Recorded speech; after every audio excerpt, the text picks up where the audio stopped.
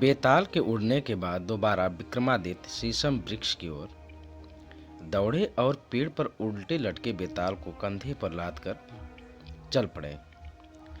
इसी बीच एक बार फिर बेताल ने राजा को एक नई कहानी सुनाते हुए कहा,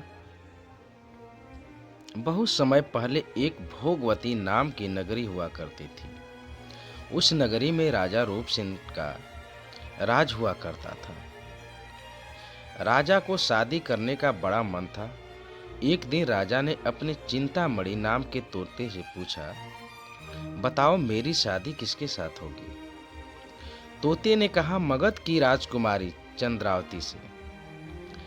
राजा ने तोते की बात सुनने के बाद एक ज्योतिषी को बुलाकर यही सवाल पूछा। ज्योतिषी ने भी राजा को वही उत्तर दिया जो तोते ने दिया था। मगध की राजकुमारी को भी अपने होने वाले वर के बारे में जानने का बड़ा मन था। राजकुमारी ने अपनी मैना मंजरी से पूछा, अरे यह बताओ मेरा विवाह किसके साथ होगा। मैना ने भी राजकुमारी को राजा रूपसेन से शादी होने की बात बताई। इतना सुनने के बाद दोनों नगर की तरफ से शादी का न्योता एक दूसरे को भेजा गया, जो स्वीकार हो गया। इस तरह राजा रूपसेन और राजकुमारी की शादी हो गई।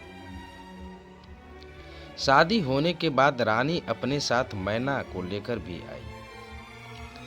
राजा ने अपने तोते से मंजरी मैना की शादी करवा दी और दोनों को एक ही पिंजरे में रख दिया।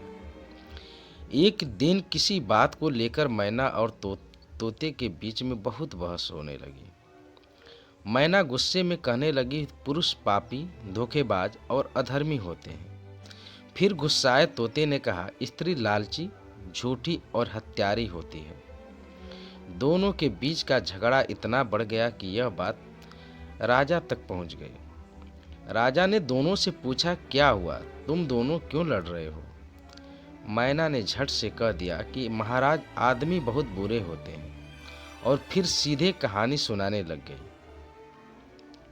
सालों पहले इलाहापुरी नगरी में महाधन नाम का सेठ रहता था। उस सेठ के घर शादी के कई सालों बाद एक लड़का पैदा हुआ।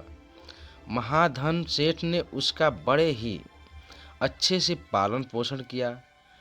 अच्छे संस्कार मिलने के बाद भी सेठ का बेटा बड़ा होकर जुआ खेलने लगा। जुए की लत से वो सारा पैसा जुआ खेलते हुए हार गया। इसी बीच सेठ की मौत हो गई।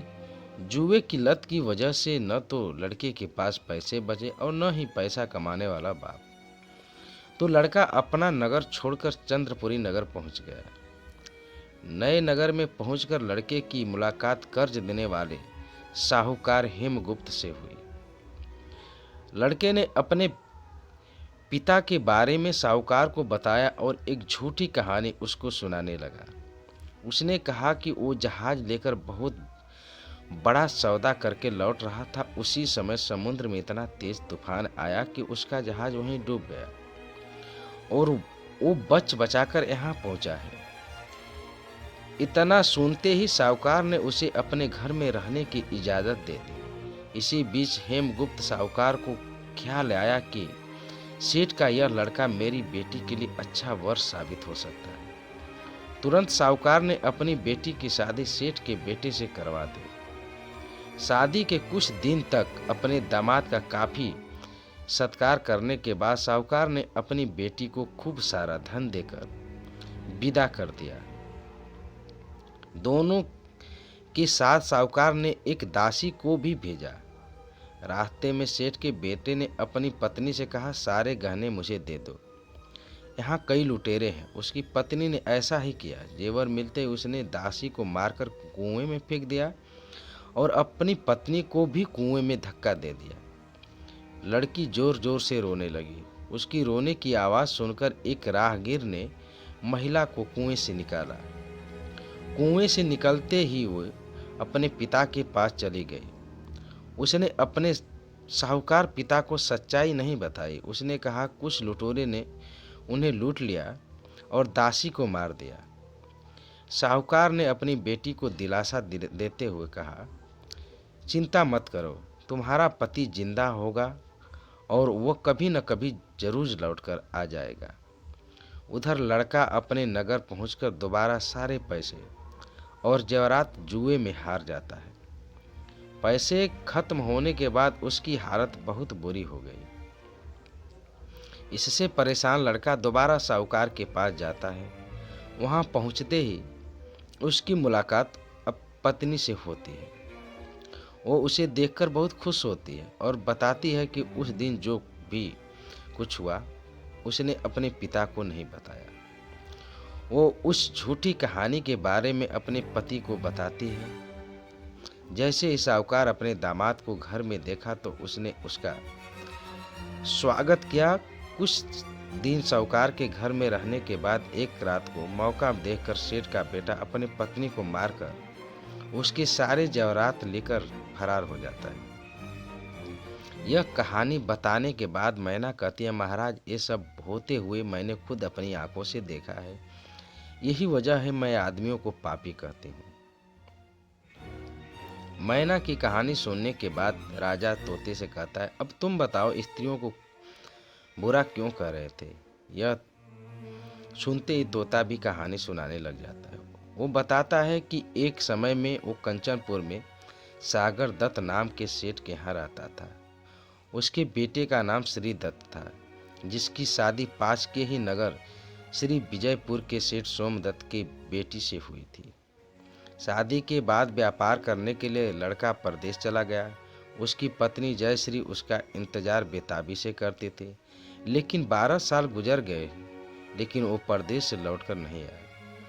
अपने पति का इंतजार करते हुए एक दिन महिला अपने छत से एक पुरुष को आते हुए देखती है। वो उसे बेहद पसंद आता है। वो उसे अपनी सहेली के घर बुलाती है। वो उससे बात करती है, उससे रोज अपनी सहेली के घर मिलने को कहती है। अब श्रीदत्त की पत्नी जयश्री उस युवक से रोज मिलने लगी। ऐसा होते होते कुछ महीने बीत गए। इसी बीच एक दिन जयश्री का पति श्रीदत्त परदेश से लौट आता है। महिला अपने पति को देखकर परेशान हो जाती है। थका हारा श्रीदत्त आराम करने के लिए बिस्तर पर लेटते ही एकदम सो जाता है। मौका देखते ही उसकी पत्नी उस युवक से मिलने के लिए अपनी सहेली के घर चली जाती है। रात को उसे बाहर जाते हुए एक चोर उसका पीछा करता है। वो देखता है कि वो एक घर में चली गई। अफसोस, वो युवक सांप काटने की वजह से मर जाता है। जैसे ही जयश्री उसे देखती है तो उसे लगता है कि वो सो रहा है।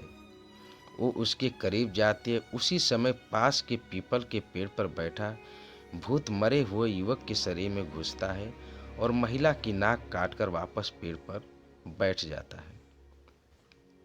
रोते हुए वो अपनी सहेली के पास पहुंची और उसे पूरी कहानी बताई। सब कुछ सुनकर उसकी सहेली जयश्री को सलाह देती है कि चुपचाप घर चली जाओ और जोर जोर से रोने लग जाना। जैसे ही कोई नाक के बारे में पूछे तो कह देना कि तुम्हारे पति ने नाक काट दी है, वो ऐसी ही करती है। लड़की का पिता श्रीदत्त की शिकायत करता है। इसके बाद सभा में सभी पेश होते हैं। जैसे ही राजा लड़की की कटी हुई नाक देखता है तो गुस्से में उसके पति को सूली से लटकाने का फैसला सुना देता है। उस सभा में वो चोर भी मौजूद होता है जिसने श्रीदत्त की पत्नी को रात में घर से बाहर जाते और अन्य चीजों को देखा था। राजा द्वारा सुनाई गई सजा को सुनते ही चोर बहुत दुखी होता है। वो किसी तरह से हिम्मत करके राजा को सारी कहानी बताता है। कोई भी उसकी बात पर विश्वास नहीं करता तो चोर कहता है, आप वहां चलकर देख लीजिए, भूत भी वही है और युवक की लाश भी।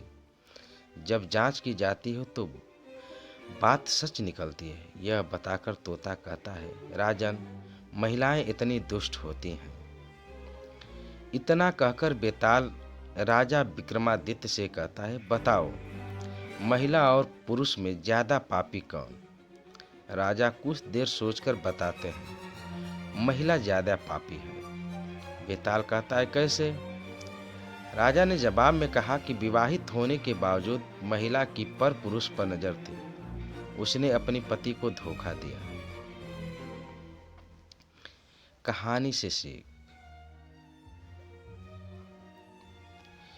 इंसान को कभी भी झूठ नहीं बोलना चाहिए। झूठ बोलने का परिणाम हमेशा बुरा ही होता है। साथियों, बेताल सीरीज की अगली कहानी सुनने के लिए हमारे यूट्यूब चैनल PK चौहान @247 को सब्सक्राइब कर लें तथा इस वीडियो को लाइक और शेयर जरूर करें। धन्यवाद।